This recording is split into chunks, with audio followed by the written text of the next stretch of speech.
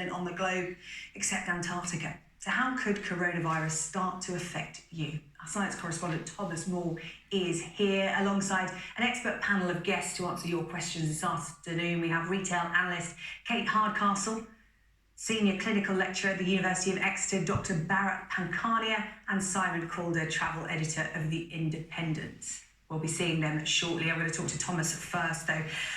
Thomas, lots of people getting in touch with their questions. Let's first talk about the World Health Organization earlier on saying the word pandemic is not helpful and it's likely to inflame the situation. But we heard the Health Secretary earlier on, Matt Hancock, in the House of Commons, giving this update, using the P word a lot. The EU, their processes, they're calling it a pandemic as well. Paul Connew on Twitter asks, have the time not come for the WHO to classify coronavirus as a pandemic, given how we've seen it spread in the last 24 hours or so? Well, certainly some doctors I've spoken to have called this a pandemic in all but name. It clearly has a dictionary definition. It is global spread of a severe infectious disease, and many people would say we've reached that point now. The World Health Organization is very cautious about calling it a pandemic because it got into a lot of trouble back in 2009 with the swine flu pandemic, that a lot of countries were waiting for the call, which didn't come for a long time, and therefore delayed action and so on. This time round, they're not going to get into that hot water. What they're saying is that each country should be able to make a risk judgment for themselves on how bad the outbreak is in their country and take the appropriate action there. It's interesting, a lot of people getting in touch saying, the message from the Health Secretary, Matt Hancock, essentially was keep calm and carry on when he spoke to Commons this afternoon.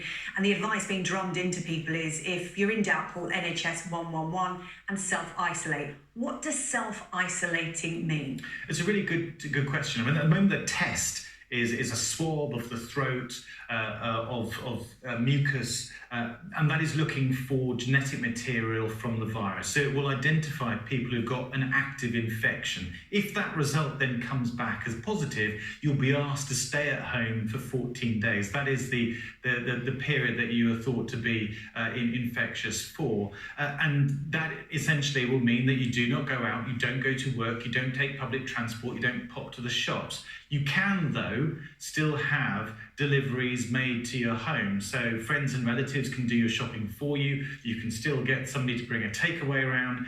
Those kind of things can still go on. But you should be minimizing contact with other people, because the longer you spend surrounded by other people, the greater the chance that you'll be passing the virus on. Okay, Thomas, let's bring in our panel that I mentioned before. We've got an expert in travel, an expert in business and retail, and a public health expert as well.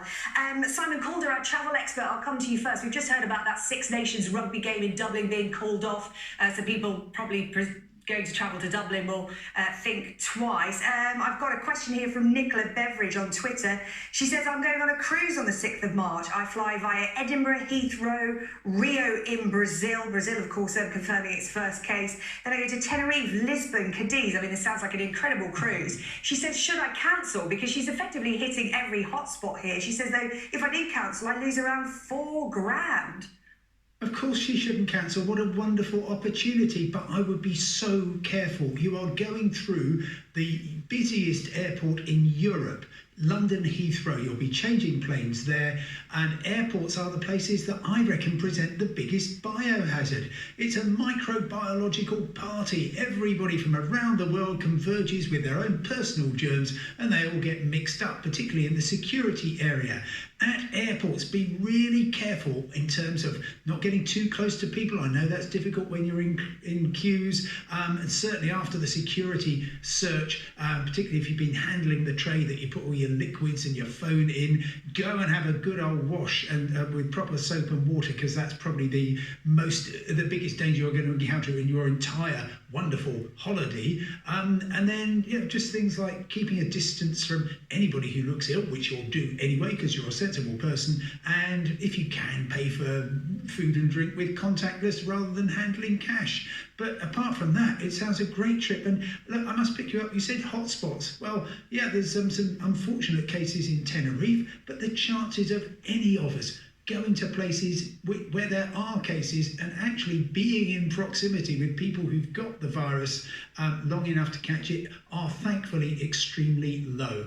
And even if you do pick it up, I would say the biggest danger for the vast majority of people, leaving aside the cohort of over 70s and people with unfortunately weakened immune systems, the biggest danger is that you bring it back and you spread it. That's what worries me about it, not actually having the nasty, but for most people not fatal virus. Yeah, Thomas nudging sagely along there, because we keep hearing about NHS 111, we keep hearing about self-isolation, but personal hygiene as well. We can't emphasise that enough. Thank you, Simon. And Nicola Beveridge has just tweeted me a few minutes ago. Kate, this is Hannah, I beg your pardon, Hannah Kelso. This one's for you, Kate. It's about employers' duty of care. Hannah says, I'm a university student doing a clinical placement at a large hospital for 40 weeks this year. What are my rights in terms of going to a placement during a pandemic? And what is my employer's duty of care towards me? Well, I think an important note is that we've got information through that many people are being asked to take this 14-day isolation period.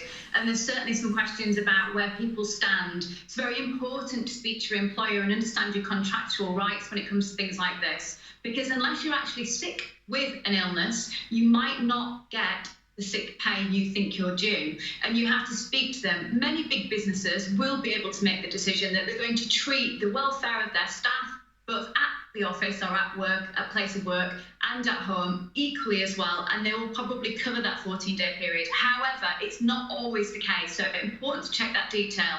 Also, work with your organisation to see what information they need from you, how often they need you to update them, speak to them constantly, look out for notice boards, information briefings. And another quick point to mention as well is actually if you are in an isolated period of 14 days, if you can work with your organisation, perhaps do some work from home for them, or look to be actually responsibly trying to deliver on your work still whilst you're off work. Not always possible where we've got roles that are completely reliant on placement of your activities, but it's important to speak to your employer all the way through. Dr. Pankani, I've got a question for you. A lot of people very concerned about a leaked UK government document talking about a reasonable worst-case scenario when it comes to coronavirus. A lot of people talking about this on social media. Perhaps you can shed some light on it. It says in this reasonable worst-case scenario, 80% of British citizens could be infected with the coronavirus COVID-19 and around 500,000 would die. Can you put that into perspective for us? Is there some truth in that? Well, happy to do so. I haven't looked at this leaked document, but thinking empirically and from first principles. So if I was given that scenario, my answer is very straightforward. It's easy to answer. So this is a new virus, and because it is a new virus, we expect people to get infected. That's nothing new. That's not a big deal. I want to reassure our listeners, which is this, and you heard it before from our other commentator, that most people who get infected will get better, and most people will suffer a mild illness. Only a very few numbers will actually need to see a doctor, and fewer still go to hospital, and fewer still go to ITU. Now, when we talk about what is a technical term called case fatality rate, it means of those people who become ill, how many go on to die. And when you are talking about large percentages, large numbers, and then a small percent of a very large number, obviously it sounds alarming that, goodness me, are so many people going to die? But if you put it into perspective, with the seasonal influenza infection, a lot of people die every year from seasonal influenza infection, which, by the way, is preventable. So we need to have that perspective, and when you start thinking about large numbers, it's unnecessarily worrying, and I would want our listeners not to be. Doctor, can I just ask you a question? Because we're seeing here a lot of effort being taken globally now, driven by the World Health Organization, to try and contain this virus. If flu is a much bigger problem every year, we let that go by. We don't take this extreme action. So is there something we're not being told about this COVID-19 outbreak? No. Why would we want to lie, and why would we want to not tell you the truth? My University of Exeter has never censored me, and I don't have a brief of go here, go there, or don't go there. So let me share with our listeners what I would like to share. with anyone, which is the reason why everyone is excited and concerned about it is because this is a new virus. This has emerged in China and is now spreading to cause illness. And the excitement and concerns are because it is new, it's brand new. And because it's brand new, we don't know a lot about it. To put it in context and give a balancing act for you, I would say the coronavirus appears to be a little bit worse than the seasonal influenza virus, but it's only a little bit more worse than the seasonal influenza virus. It is not something completely different, which is going to be a shock to the system. We don't see that evidence. So I hope I can give that reassuring messages for our listeners. Simon, another question for you. It's interesting, many people getting in touch saying, look, I'm looking at what's going on. I've planned a holiday, say, to Tenerife or Italy. And even though the risk might be low and the government is saying you can still travel to those areas, I just don't want to go. So what are their rights?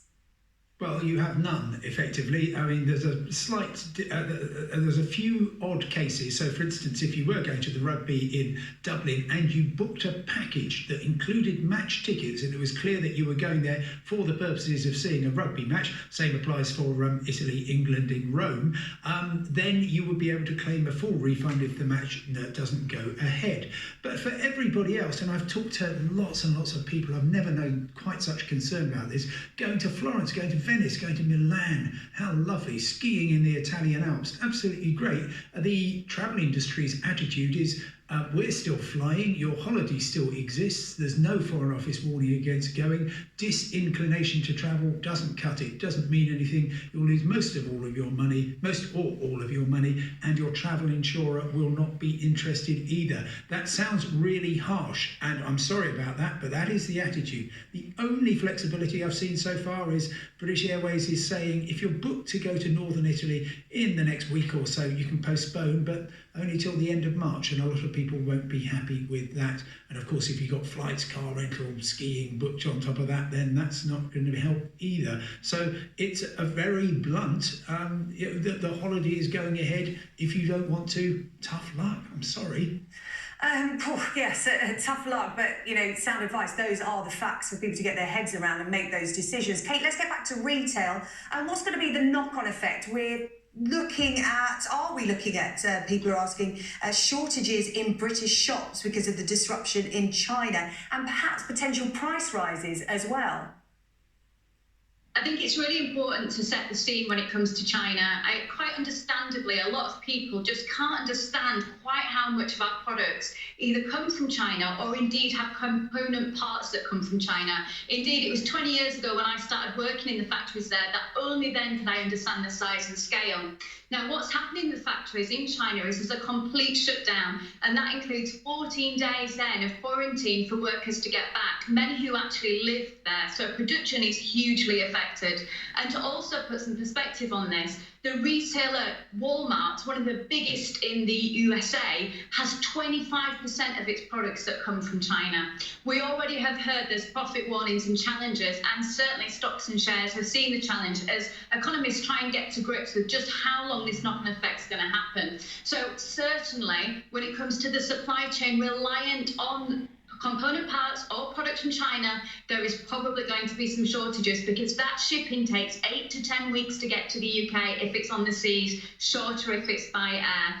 Also, you've got to think about then the prices that these organisations are going to have to take into stock with the fact that they're having to catch up with what's been a very challenging period. I don't think, Sarah Jane, we've seen the full effect yet, because what happened with the beginning of this outbreak is it was actually at the same time as the Chinese New Year, one of the only times those production sources actually closed down. So be very aware. Also, do start to watch stock shortages, things like panic buying on anti-bac wipes and antibacterial liquids. When it comes to the economy generally and businesses, yes, there's going to be a knock-on effect, and that's not just because of that. That's because this is an economy that's already faced challenges of political unrest, things like Brexit coming into it.